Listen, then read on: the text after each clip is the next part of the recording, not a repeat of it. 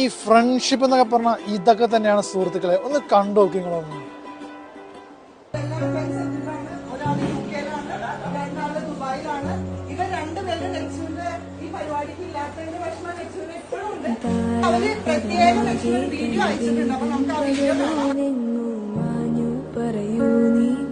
അവളുടെ ആ വിവാഹത്തിന് അവൾ ഏറ്റവും കൂടുതൽ അവൾ വേണമെന്ന് ആഗ്രഹിച്ച അവളുടെ ആ ഒരു കൂട്ടുകാർ, ആ കട്ട ഫ്രണ്ട്സ് ഒന്ന് കണ്ടു നോക്കി നിങ്ങളൊന്ന്.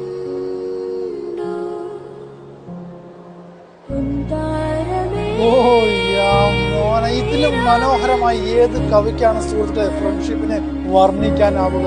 ഒരിക്കലും ഇതിലും മനോഹരമായി ഒരു കവികൾക്കും വർണ്ണിക്കാനാവില്ല ആ ഒരു ഫ്രണ്ട്ഷിപ്പ്.